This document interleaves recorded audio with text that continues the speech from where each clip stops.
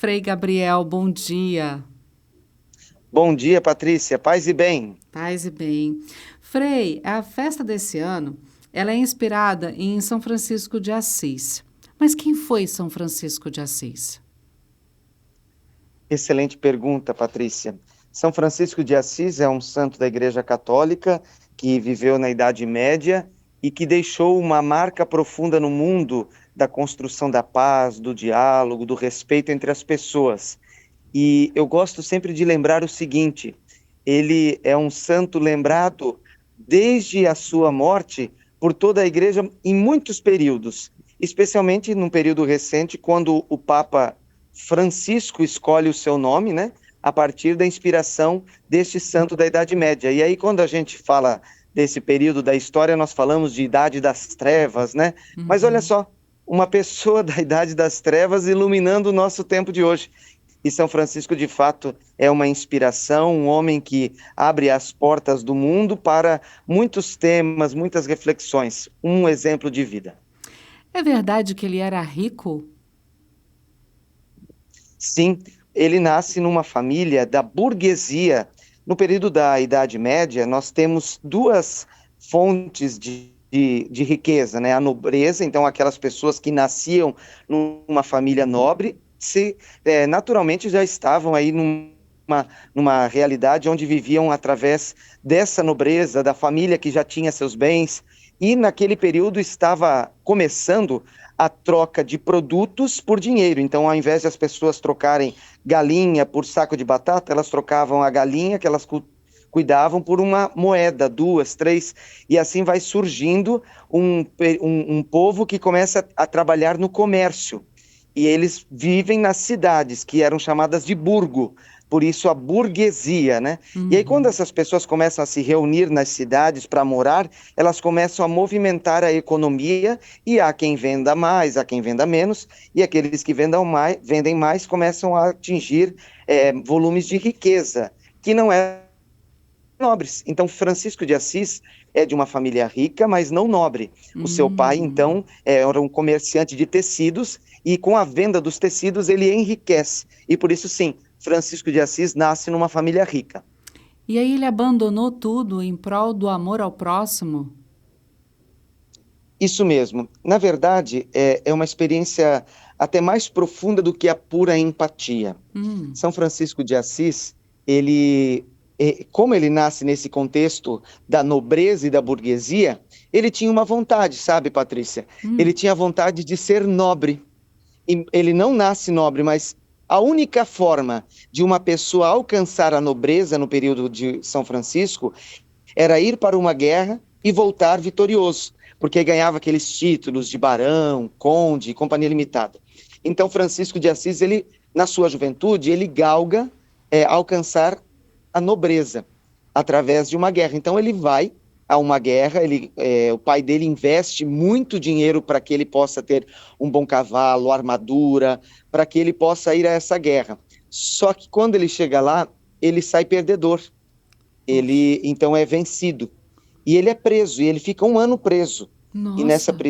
prisão, então ele cai por si do que é a guerra, do que é a violência, do que é a ganância. E aí nessa experiência ele faz um encontro com Deus. Ele percebe que a partir da fé, a partir de Jesus Cristo, nós vamos encontrar a verdadeira riqueza. Ele encontra então a nobreza de vida não nas armas, não nos títulos, mas sim na possibilidade de deixar tudo para seguir Jesus, porque ele é a verdadeira, já que ele percebe que pelas riquezas do mundo ele não conquista nada, ele não alcança nada e se frustra. Então, nesse sentido, ele se abre a essa experiência de sair desse mundo que ele estava vivendo para uma outra realidade mais pobre, não só por causa de ajudar os outros, mas porque Jesus era assim, Uhum. desapegado para servir. Então, Francisco abre mão de tudo para poder seguir Jesus e, a partir disso, então, ele vive uma vida de simplicidade, de pobreza e de cuidado e amor aos outros, especialmente aos mais necessitados do seu tempo. É, mas aí ele sai da prisão, volta para a família e fala que não quer nada disso. Como é que é? Porque difícil já naquela época, todo mundo galgando essa nobreza, né, esse status social, e aí ele chega para a família e fala, não quero mais isso, e abre mão de tudo. Naquela época, como isso era encarado, Frei? Tem alguma história que revele isso? Tem várias, Patrícia, e muito excelente pergunta. Francisco de Assis, ele, então, ao voltar para casa depois do período da prisão, ele volta estranho. Porque, com certeza, para uma pessoa abrir mão da riqueza a partir dessa reflexão que fez, ela se torna estranha para a família. E o pai era um rico comerciante em ascensão, ou seja, o pai dele sonhava que ele continuasse como um vendedor, né? Uhum. Continuasse nessa profissão que o pai tanto lutou para conquistar. E quando Francisco volta e começa a falar essas coisas para o pai não entende. E aí o jovem Francisco, ele começa a pegar as riquezas do pai, dinheiro, tecidos, e começa a dar para os pobres. E o pai fica com vergonha disso. O pai fica com vergonha. E então é que ele começa a criar uma resistência a esse novo modo de ser do filho, ele começa a estranhar muito e prende Francisco dentro de casa. Ele prende ele dentro Nossa, de uma cadeia dentro de casa mesmo, né? Só que a mãe de São Francisco percebe que o filho não nasceu para isso, que de fato nasceu para um novo movimento. E ela solta o filho. Então ele se liberta do pai e vai para as ruas, para viver aquilo que ele queria viver, na pobreza, na simplicidade. Só que o uhum. pai fica com muita vergonha e manda ir atrás do filho. E aí então Francisco toma uma decisão que é muito marcante na sua história. Ele vai até a praça da cidade, levado pelos amigos do pai que foram atrás dele, e diante do bispo da cidade, ele então tira toda a sua roupa e na frente de todo mundo ele afirma para o pai dele: até hoje eu te chamei de pai. E o nome do pai dele era Pedro de Bernardone. Mas agora eu só tenho um pai, que é meu pai que está no céu. E a partir desse momento, então, o pai abandona ele e ele segue a sua vida de simplicidade e pobreza. Só que contam as histórias que o pai de São Francisco e os irmãos dele de sangue humilham muito ele, Poxa, inclusive apedrejando ele quando ele passava como um pobre. que E isso? aí, então, São Francisco, numa cena dessas, diante do pai de sangue, né? Ele pega, vendo essa hostilidade, ele então pega um pobre que estava passando e olha para aquele pobre e fala assim: você aceita ser meu pai? E aquele pobre aceita. Então ele fala: olha, você está me amaldiçoando, meu pai de sangue, mas esse que aceitou ser meu pai vai me abençoar. E ele pede a bênção, e esse pai que ele ali pegou na hora, o abençoa. Então ele abre mão realmente da riqueza, da hereditariedade da família e do pai, porque não entendem esse novo modo de vida dele, né? Que história bonita, sofrida, mas bonita. Uhum.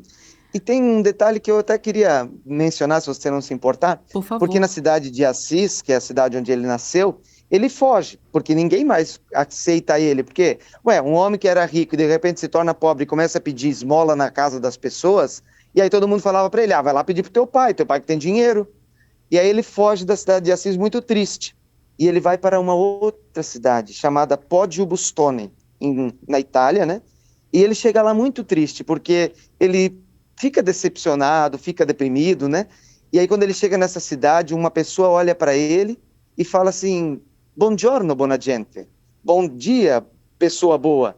E ele recobra o sorriso e naquela cidade ele se estabelece por um tempo e ali ele fez grandes amigos. Então ele precisou sair do lugar dele, não foi aceito pelos seus tanto familiares quanto concidadãos, porque ele estava, né, sendo chamado de louco nesse período. Uhum. Depois, claro, as pessoas percebem a grandiosidade do chamado dele e o honram, né? Mas num primeiro momento ele não foi aceito pela família e nem pela cidade. A família já era católica por tradição? Como é que foi essa aproximação de Deus? Ele teve alguma revelação? A história conta como foi esse Perfeito. encontro mais íntimo? Sim, Francisco era católico, né, batizado. No entanto, ele estuda, ele é um jovem que teve a oportunidade de estudar, e ele estuda com os padres da cidade dele, né? Ele aprende a falar o italiano e escrever um pouco a partir desse estudo que ele faz na igreja, né? E o chamado que ele tem é na prisão. Ele é provocado mudado, ele é convertido na prisão, né? Tem alguns relatos que contam que ele teria encontrado uma página da Bíblia ou algum texto bíblico que ali teria chamado a atenção, ou uma conversa. Mas não se tem bem ao certo o que acontece ali. O fato é que ele tem essa inspiração, essa oração, e algumas... a história às vezes usa o termo visão, mas a gente tem que entender bem que não é uma visão assim extraordinária ou fora da realidade. Ele tem uma intuição, uma experiência com Deus através da oração dele, e essa experiência de oração o provoca essa mudança. Essa oração é o que os católicos conhecem? Fazei de mim um instrumento de vossa paz, é essa? Ele que escreve a oração? Perfeito, essa é uma pergunta muito boa. Se você observar, o título dessa oração muitas vezes é apresentado como oração atribuída a São Francisco. Uhum. Ele não escreve essa oração. Como que surge ela? No período da Primeira Guerra Mundial, uma pessoa desenhou uma imagem de São Francisco e atrás escreveu essa oração pela paz, a partir da vida de São Francisco.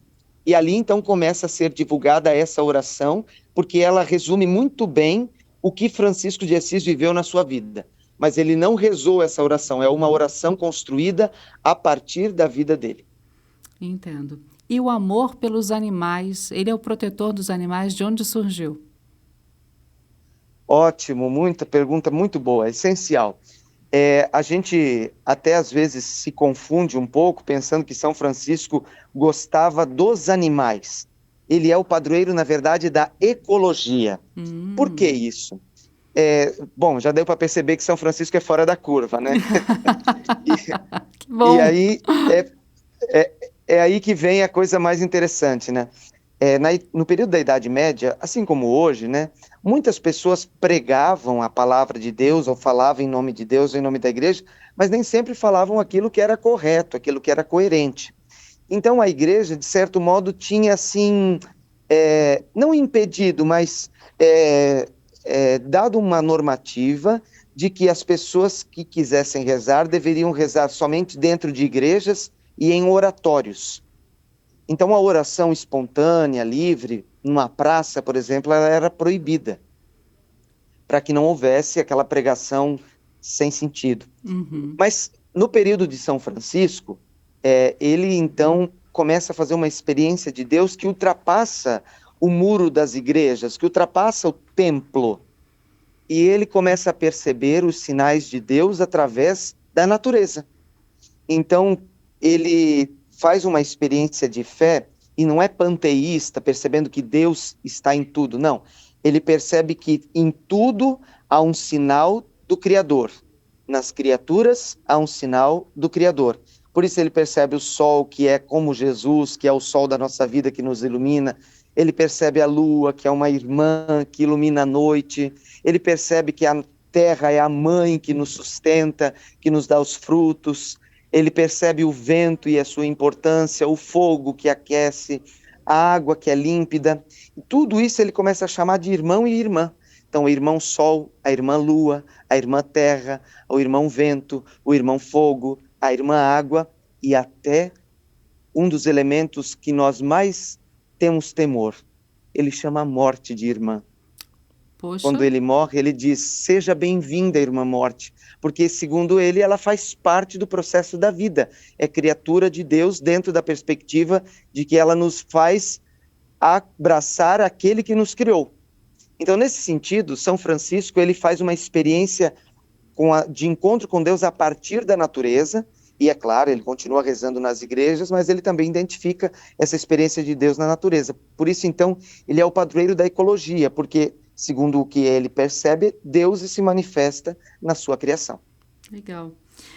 Bom, Festa da Penha, hoje chegando no seu último dia, com toda essa história bonita que a gente contou agora, que o senhor contou agora a respeito de São Francisco de Assis, e se despedindo também, né, dessa homenagem a São Francisco, mas na Festa da Penha, que é a padroeira do nosso abençoado Espírito Santo, né? Que nome bonito do nosso estado. Eu sempre brinco aqui com os nossos ouvintes a respeito disso.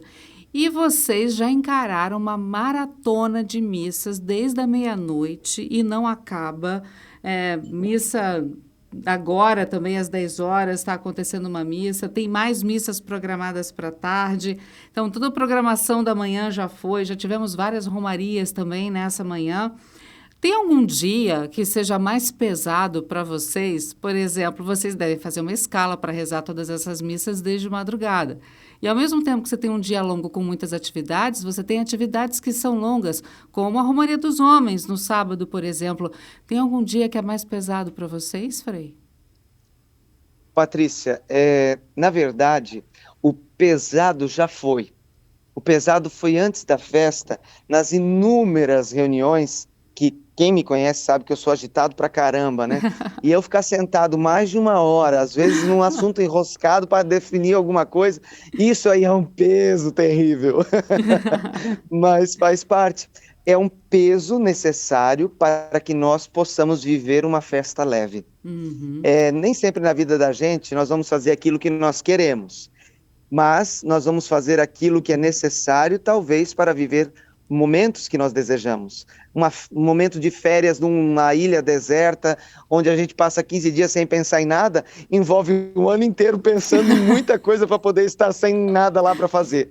E assim eu acredito e defino que é a Festa da Penha, que é também esse momento, né? Então, o momento pesado de muito trabalho, ele aconteceu antes da festa, com as reuniões, com as diversas comissões, os trabalhos. E, claro, eu digo o peso porque nem sempre a reunião é tão atrativa, mas foi um peso legal, um peso saudável, um peso de muito diálogo, de muita parceria, de muita compreensão, de muitos combinados interessantes e que agora fizeram com que nós pudéssemos viver uma festa leve.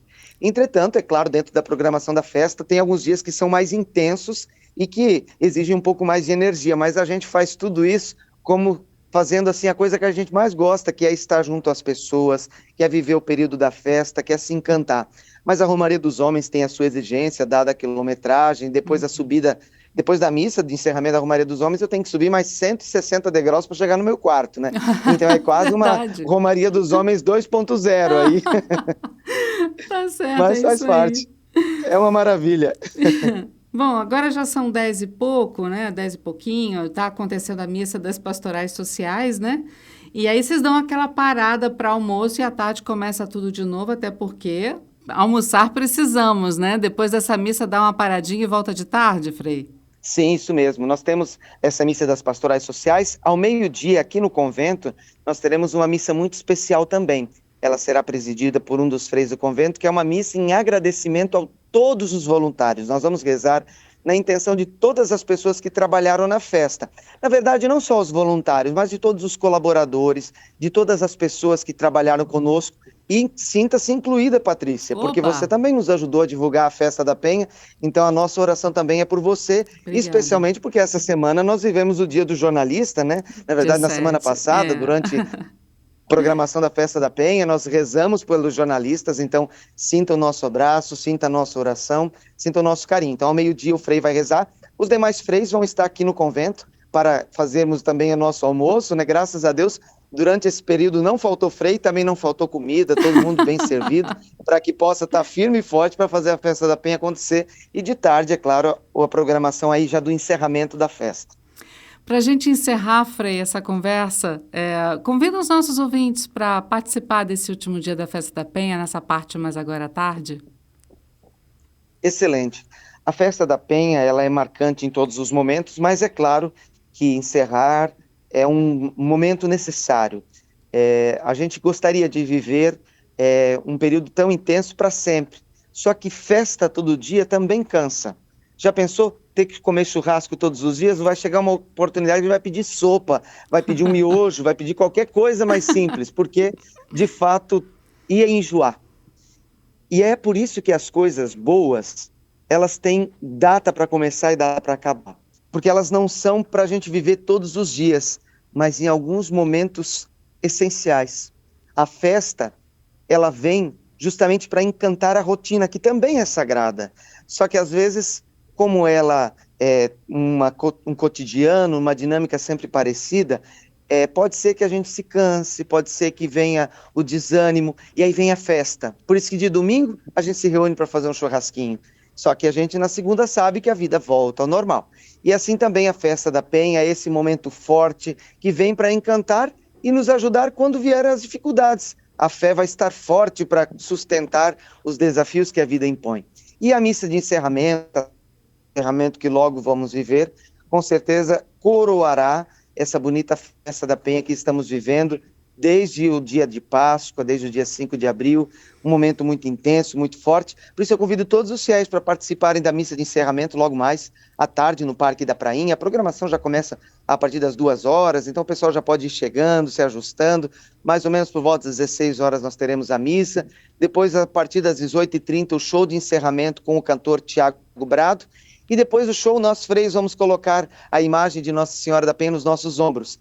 Essa semana, nós nem conseguimos tocar na imagem, ela era do povo capixaba.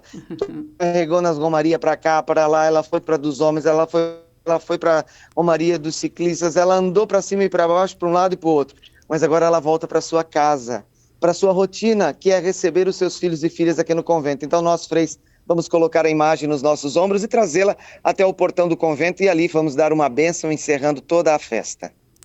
Frei, foi um prazer conversar com o senhor. Muito obrigada por abrir um tempo nessa segunda-feira tão atribulada para conversar com a gente aqui na CBN nesse último dia de festa. Muito obrigada. Inclusive, obrigada pelas orações aos jornalistas, viu? Saiba que nós precisamos muito, tá?